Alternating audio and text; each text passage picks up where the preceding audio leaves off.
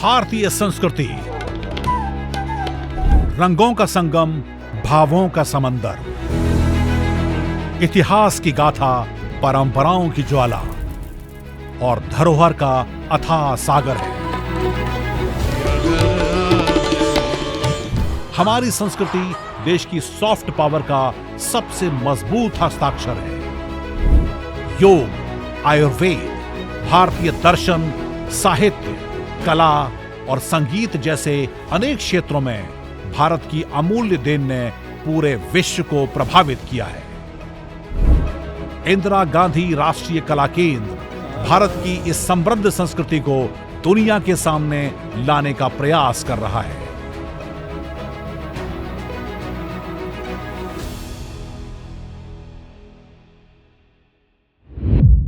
नमस्कार, स्वागत है आप सभी का हमारी खास प्रस्तुति संस्कृति संवाद में। इसमें हम आपको लेकर चलते हैं एक ऐसी सांस्कृतिक यात्रा पर जहां पर आप रूबरू होते हैं भारतीय परंपराओं से, धरोहर से, इतिहास से, त्योहारों की रौनक से और भारतीय भूमि की विविधता भरी संस्कृति से। यहाँ की हर परंपरा में छुपा हुआ है एक आख्यान और हर आख्यान में है एक अनमोल सीख।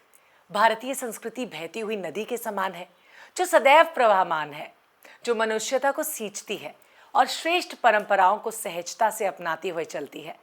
कला और संस्कृति के संगम की इस धारा को आपके पास लाने का हमारा प्रयास है ये विशेष कार्यक्रम संस्कृति संवाद। तो चलिए कार्यक्रम की शुरुआत करते हैं झलकियों से। सबसे पहले नजर डालते हैं एपिसोड की झलकियों पर। कला निधि विभाग ने Moidams the mound burial system of the Ahoms विषय पर एक विशेष व्याख्यान का आयोजन किया।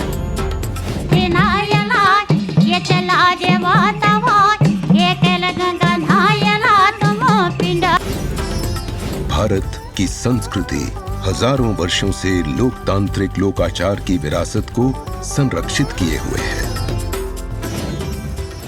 बेगम अख्तर, नूरजहान, ये सब तो बड़े गुलाम अली खान सबको सुनती थी।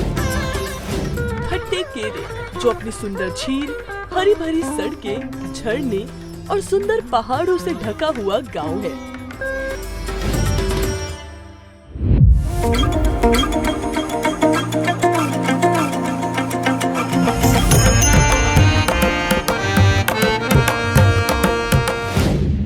झलकियां देखकर आपको अंदाजा तो हो ही गया होगा कि आज हम आपको किस सफर का भागीदार बनाने जा रहे हैं। तो आइए संस्कृति संवाद के पहले सेगमेंट साप्ताहिक सुर्खियां, इसकी तरफ बढ़ते हैं। इसमें हम आपको बताएंगे कि IGNCA और इसके क्षेत्रीय केंद्रों में किन किन महत्वपूर्ण कार्यक्रमों को आयोजित किया गया। तो चलिए एक नजर डालते हैं सप्ताह की सुर्खियों पर। IGNCA के जनपद संपदा प्रभाग ने ज्ञान पथ श्रृंखला के अंतर्गत एक रोचक व्याख्यान का आयोजन किया जिसका विषय था caricaturing culture in India, decolonising anthropology through visual satire, यानी भारत में व्यंग चित्र संस्कृति, दृश्य व्यंग के माध्यम से मानव शास्त्र का व्युपनिवेशीकरण। इस व्याख्यान की अध्यक्षता IGNCA के डीन और कला निधि के विभागाध्यक्ष प्रोफेसर रमेश चंद्र गौड़ ने की। इस अवसर पर अमेरिका के टेक्सास विश्वविद्यालय की associate professor doctor Ritu Garola Khanduri ने सारगर्भित व्याख्यान दिया। Being the preserve of anthropologists for studying culture, for recording culture, and for communicating their research about culture to their readers and students, the idea that cartoons could be a subject of anthropological research and ethnographic research with a social and cultural life deserving of our attention, this idea took the discipline of anthropology and the liberal arts a long time to embrace. So this is something with a very recent history, this way of using or doing an ethnography of cartooning culture. IGNCA के कला निधि विभाग ने Moidams the mound burial system of the Ahoms विषय पर एक विशेष व्याख्यान का आयोजन किया। हाल ही में आयोजित हुए विश्व धरोहर समिति के 46वें सत्र में असम के मोइडम्स को भारत के 43वें विश्व धरोहर स्थल के रूप में शामिल किया गया था। मोइडम्स की ही थीम पर आयोजित हुए इस विशेष व्याख्यान में असम के अहोम राजवंश की समृद्ध सांस्कृतिक विरासत पर प्रकाश डाला गया। इस कार्यक्रम में उपस्थित नागालैंड विश्वविद्यालय के चांसलर डॉक्टर समुद्रगुप्त कश्यप और हिमाचल प्रदेश केंद्रीय विश्वविद्यालय के कैंपस निदेशक प्रोफेसर नारायण सिंह राव ने अपने विचार साझा किए। Now, this protection of the Mohiddams was a very big issue. In 1662-63, as we found when Mir Jumla headed a Mughal army and he invaded Assam and they captured even Gargaon and Charaido, he dug up several of those Mohiddams and took them in boats. There was a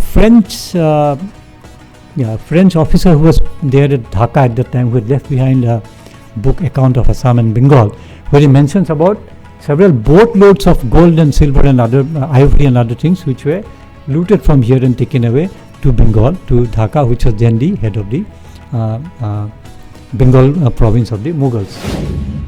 Agra के केंद्रीय हिंदी संस्थान के विद्यार्थियों और प्रशासनिक सदस्यों ने इंदिरा गांधी राष्ट्रीय कला केंद्र का शैक्षिक भ्रमण किया। इस परिभ्रमण दल में लगभग 400 विद्यार्थी और अन्य अधिकारी शामिल रहे। इस दौरान उन्होंने केंद्र द्वारा किए जा रहे कला और संस्कृति संरक्षण कार्यों की जानकारी प्राप्त की। विद्यार्थियों ने लघु फिल्म के माध्यम से केंद्र की गतिविधियों का अवलोकन किया।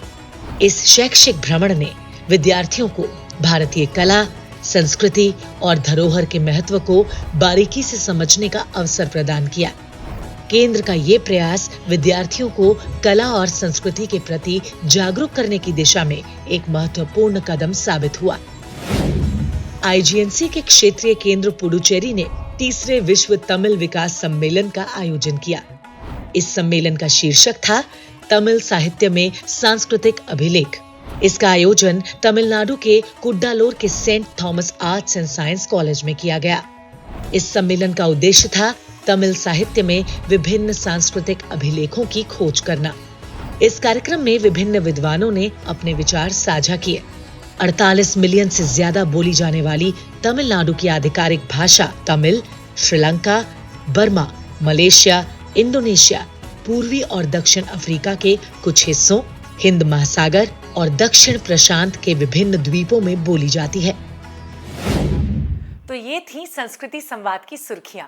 अब बारी अगले सेगमेंट की, जिसमें बात होगी गीत संगीत की। आज हम आपको इसमें मिलवाने जा रहे हैं पद्मश्री से सम्मानित बसंती बिष्ट जी से, जिन्होंने उत्तराखंड के लोकगीत को राष्ट्रीय और अंतर्राष्ट्रीय स्तर पर प्रतिष्ठा दिलाई। इन्होंने अपने मधुर गायन और अनमोल गीतों से उत्तराखंड की लोक संस्कृति की धारा को न सिर्फ जीवंत रखा, बल्कि उसे एक नई पहचान भी दी। उनके गीतों में पहाड़ों की खुशबू, झरनों की कलकल और लोक जीवन की सरलता है। इसके साथ ही उत्तराखंड के विशिष्ट जागर गायन को भी बसंती बिष्ट ने अपनी गायकी से नए मुकाम तक पहुंचाया। तो आइए सुनते हैं उनकी आवाज में कुछ ऐसे नायाब लोकगीत जो उत्तराखंड ही नहीं बल्कि हमारी समग्र भारतीय संस्कृति की धड़कन है।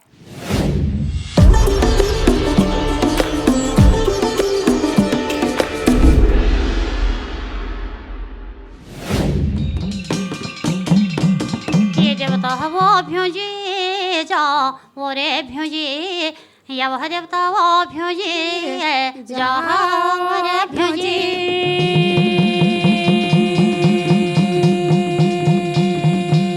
ये देवता वो न्योताना ला गया या वह देवता वो नो बेड़ो आचर्या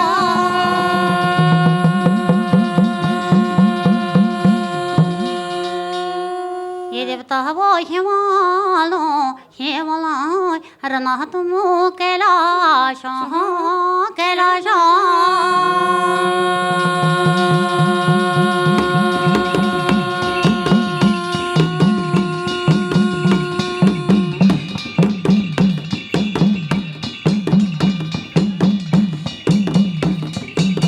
ये कैलाशों मफली देवताओं के सोमरा ये वो छाटे सोमरा गोंदो छोड़ो लने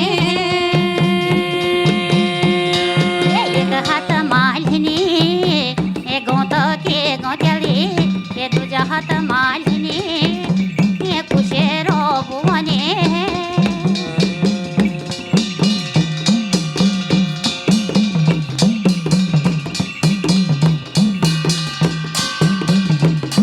ये कर भूले सोमरा लिपोरे गछबो ये लक्ष्मी महला लिपोरे गछबो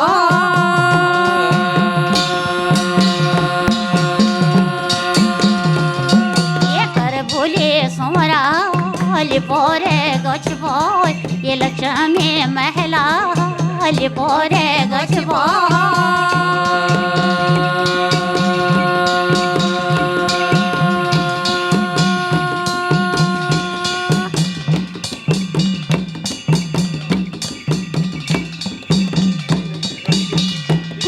भूले समाया ये वता तो तत्वाणी वो शवणे ये पंचे नाम देवा ये नायाला धोयाला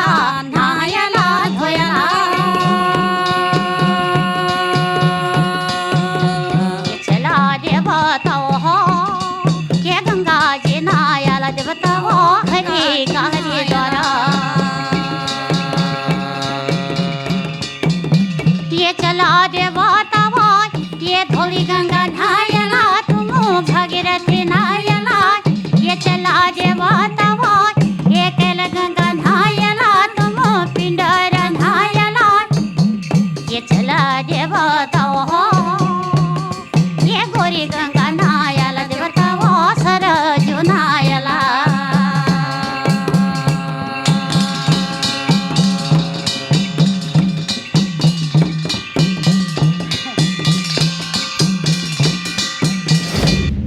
बसंती बिष्ट जी के विशिष्ट गायन में आपको निसंदेह देवभूमि के पवित्र पहाड़ों की गूंज सुनाई दी होगी।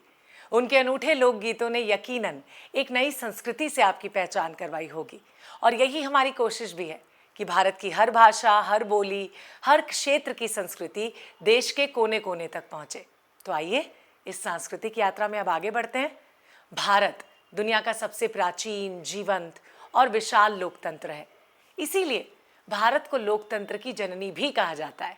इतिहास में कई ऐसे प्रमाण हैं जो ये बताते हैं कि देश की शासन व्यवस्था में हर वर्ग और समुदाय का प्रतिनिधित्व होता था।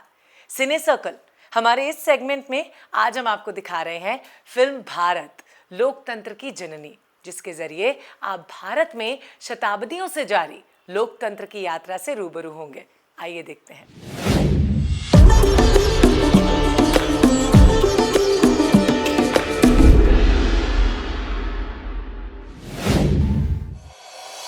1947 में स्वतंत्रता के बाद प्रश्न उठा, क्या भारत में लोकतंत्र कार्य कर पाएगा? उन्हें यह नहीं पता था कि भारत की संस्कृति हजारों वर्षों से लोकतांत्रिक लोकाचार की विरासत को संरक्षित किए हुए है। लोकतंत्र अंतर्निहित मूल्यों के साथ जनता से प्राप्त शक्ति का प्रतीक है। स्वतंत्रता, समानता, स्वीकार्यता, सद्भाव, सेवा, समग्रता। संगच्छध्वं संवादध्वं संवो मनांसि जानताम्। एक साथ आएं, एक साथ वार्ता करें, मिलकर विचारों को एक मत करें। समिति समान हो, विचार समान हो। यह सूक्त विश्व के सबसे पुराने ग्रंथ ऋग्वेद से है, जो शासन में जनता की भागीदारी का प्रमाण प्रस्तुत करता है। सभा ज्येष्ठ जनों का समूह, समिति आम जनों का समूह एवं संसद प्रत्येक प्रतिनिधि निकाय है। और इन शब्दों का ऋग्वेद तथा अथर्ववेद में बार बार उल्लेख किया गया है। स्वतंत्रता की ध्वनि सिंधु सरस्वती सभ्यता में परिलक्षित होती है। एक आत्मविश्वासी कन्या की कांस्य प्रतिमा उस समय की अत्यधिक विकसित संस्कृति को चित्रित करती है। रामायण में श्री राम को समाज के सभी वर्गों की सहमति से जनमानस के राजा के रूप में स्वीकार किया गया। महाभारत में शरशैया पर लेटे भीष्म पितामह अपने पौत्र युधिष्ठिर को परामर्श देते हैं कि अपनी प्रजा की समृद्धि तथा सुख को सुरक्षित करना ही राजा के धर्म का सार है। विश्व के सबसे प्राचीन निर्देशों में से एक श्रीमद् भगवत गीता, जिसमें एक दूसरे के प्रति कर्तव्यों और उत्तरदायित्वों का उल्लेख है। गणतंत्र युग के समय जनता द्वारा चुने गए गण प्रमुख, मुखिया एवं गण सभाएं निर्णय लेने के लिए संथागार यानी केंद्रीय सभा में एकत्रित होते थे। विश्व के सबसे प्राचीन दर्शनों में से एक जैन धर्म, जो बहुलतावाद और सहिष्णुता के गुणों को रेखांकित करता है। बौद्ध धर्म हमें संवेदना और समानता की शिक्षा देता है। बौद्ध संघ ने नेता के चयन के लिए चुनाव मानदंड निर्धारित किए। कौटिल्य का अर्थशास्त्र शासन पर सबसे प्राचीन ग्रंथों में से एक है। उसके अनुसार लोगों के सुख में शासक का सुख निहित है, लोगों के कल्याण में शासक का कल्याण निहित है। विदेशी यात्री भारतीय संस्कृति से विस्मित हुए। यूनानी राजदूत मेगास्थनीज ने कहा कि अधिकांश राज्यों में शासन का आधार लोकतांत्रिक है, और चीनी यात्री फा हियन ने देखा कि राजा भिक्षुओं के साथ आदरपूर्वक व्यवहार करते थे। शासकों द्वारा जनता के लिए कार्य करने तथा जनता द्वारा चुने जाने के उदाहरण अभिलेखों में प्रचुर मात्रा में मिलते हैं। उत्तर मेरूर मंदिर की दीवारें चुनाव कराने की पूरी प्रक्रिया का वर्णन करती हैं। भारत के राजाओं और सम्राटों ने विजयनगर साम्राज्य से पादशाह अकबर और छत्रपति शिवाजी तक ने लोगों की भागीदारी को संहिताबद्ध करके तथा समावेशी मूल्यों के आधार पर प्रबुद्ध शासन का उदाहरण प्रस्तुत किया। स्वतंत्रता के बाद भारत के नेताओं ने संविधान का निर्माण किया जो समावेशी था और सभी के लिए स्वतंत्रता और समानता सुनिश्चित करता था। इससे 17 राष्ट्रीय चुनावों के माध्यम से सत्ता का शांतिपूर्ण हस्तांतरण संपन्न हुआ है। भारत का स्वतंत्र चुनाव आयोग दूर दराज तक के स्थानों में मतदान केंद्र स्थापित करके सुनिश्चित करता है कि प्रत्येक नागरिक मतदान कर सके। इलेक्ट्रॉनिक वोटिंग मशीन एवं voter verified paper audit rail भारतीय आविष्कार है जो पूरी तरह से डिजिटल है, साथ ही व्यक्तिगत मतदाता के स्तर पर सत्यापित हो सकते हैं। वास्तव में भारत में लोकतंत्र एक उत्सव है और ये उतना ही प्राचीन है जितना कि स्वयं वेद। भारत में लोकतंत्र की जड़ें कितनी गहरी और प्राचीन हैं, इस फिल्म से आपको पता चल गया होगा और आपके अंदर गर्व का भाव भी पैदा हुआ होगा। चलिए अब रुक करते हैं संस्कृति संवाद के हमारे अगले सेगमेंट स्पेशल इंटरव्यू का। इसमें हम आपको दिखाते हैं देश दुनिया के टॉप कलाकारों, साहित्यकारों, पत्रकारों और चित्रकारों के साथ की गई बातचीत के अंश। संगीत शब्द सुनते ही मन आनंद से भर उठता है और संगीत में भी शास्त्रीय संगीत की तो बात ही कुछ अलग है। ये भारत की अद्भुत सांस्कृतिक विरासत का अभिन्न हिस्सा है। अनेक कलाकारों ने अपने अतुलनीय योगदान से इसे दुनिया भर में प्रतिष्ठित किया। इन्हीं में से एक हैं प्रसिद्ध शास्त्रीय गायिका पद्म विभूषण डॉक्टर प्रभा अत्रे जी। वो किराना घराने की जानी मानी गायिका थीं। ख्याल गायकी और ठुमरी में उन्हें महारत हासिल थी। तो आइए देखते हैं उनसे हुई विशेष बातचीत के कुछ अंश।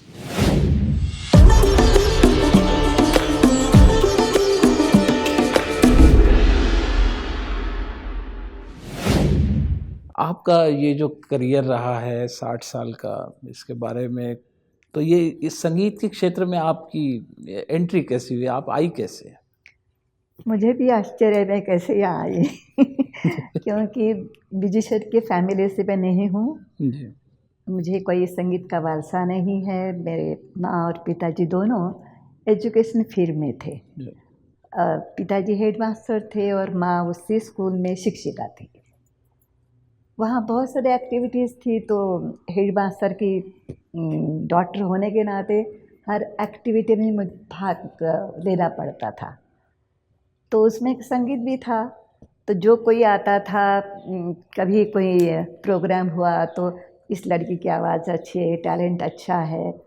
हाँ, पिताजी बोलते थे अच्छी बात है, लेकिन एक इमीडिएट जो कारण हुआ वो ऐसा हुआ कि मेरी माँ की तबीयत ज़रा ठीक नहीं रहने लगी। वो बार बार अपनी बीमारी के बारे में सोचती रही। तो किसी ने कहा कि चलो इनको थोड़ा सा उनका मन कहीं और लगे तो अच्छा है, तो संगीत सिखाइए। तो उसके लिए पिताजी ने किसी हारमोनियम टीचर को बुलाया। एक 7-8 दिन वो सीखी, मैं उसके साथ बैठती थी। तो उसने कहा मुझे नहीं सीखना है। तो पिताजी ने कहा कि अभी 8 ही दिन हुए, उनको कैसे ना बोले तुम सीखो। तो मैंने सीखना शुरू किया।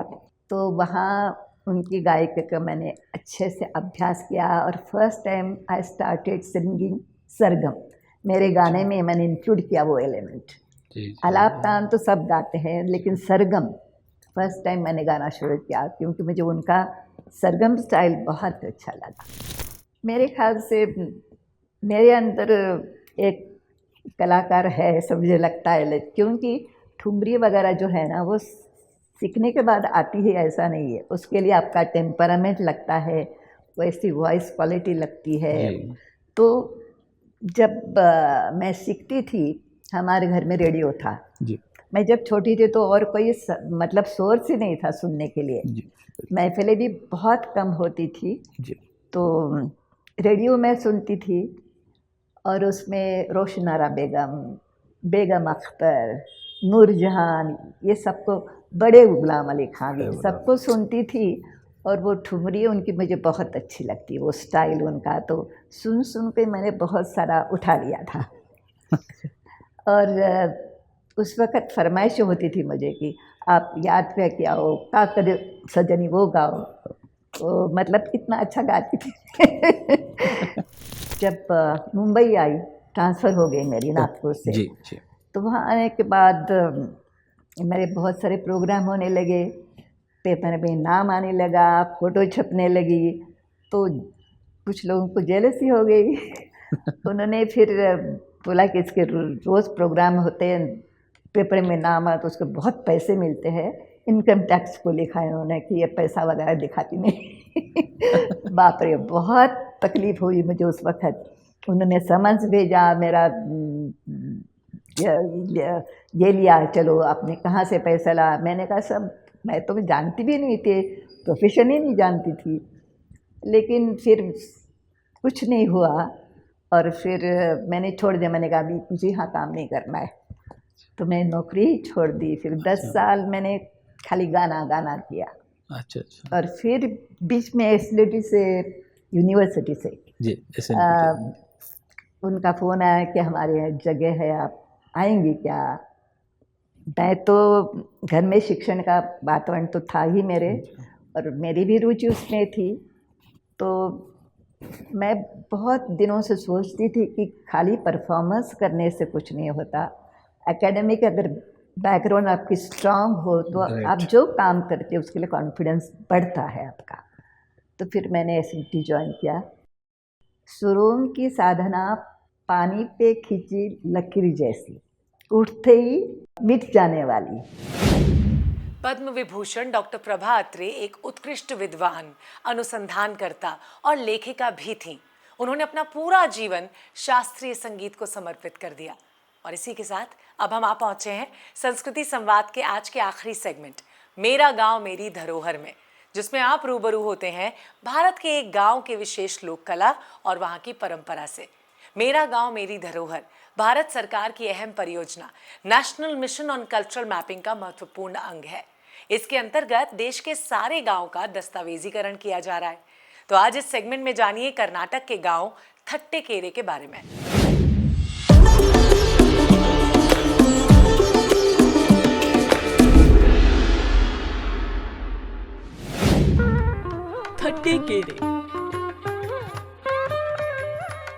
थट्टेकेरे जो अपनी सुंदर झील, हरी भरी सड़कें, झरने और सुंदर पहाड़ों से ढका हुआ गांव है। थत्ते का मतलब होता है प्लेट और केरे का मतलब होता है झील। कनकपुरा थट्टेकेरे का निकटतम शहर है। कनकपुरा से थट्टेकेरे तक सड़क संपर्क है। गांव सार्वजनिक बस सेवाओं से जुड़ा है और गांव के लिए निजी बस सेवाएं भी उपलब्ध हैं। शिक्षा दर की बात करें तो यहाँ एक स्कूल है और इस गांव के पास कुछ कॉलेजेस भी हैं। थट्टेकेरे गांव के पास आपको कुछ स्वास्थ्य केंद्र भी मिलेंगे। इस गांव में कच्ची पक्की सड़कें, बिजली, पानी, घरों की उचित व्यवस्था है। क्षेत्रों में मुख्य व्यवसाय रागी की खेती और रेशम के कीड़ों को पालना है। गांव में जरूरी सामान के लिए बाजार भी है। ये जगह प्रकृति प्रेमियों और फोटोग्राफर्स के लिए अच्छी जगह है।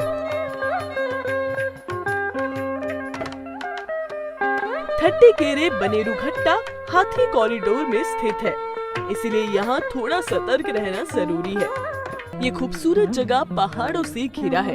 ये प्रकृति पसंद करने वाले लोगों के लिए बहुत अच्छी जगह है।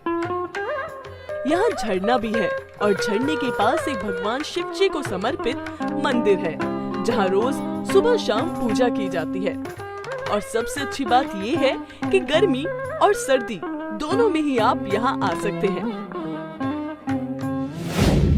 तो ये था संस्कृति संवाद का हमारा आज का एपिसोड। उम्मीद करते हैं कि आपको पसंद आया होगा। और हाँ, आपकी सजेशंस हमारे लिए इम्पोर्टेंट हैं, इसलिए आप अपने सुझाव हमारे साथ शेयर ज़रूर करें। हमारा ईमेल आईडी नीचे दिया हुआ है। आपसे फिर मुलाकात होगी IGNCA के स्पेशल प्रोग्राम संस्कृति संवाद के साथ, जो आपको रूबरू करवाता है भारत की विशाल संस्कृति से। फिलहाल मुझे इजाज़त दीजिए और आप सब अपना ख्याल रखिए। नमस्कार।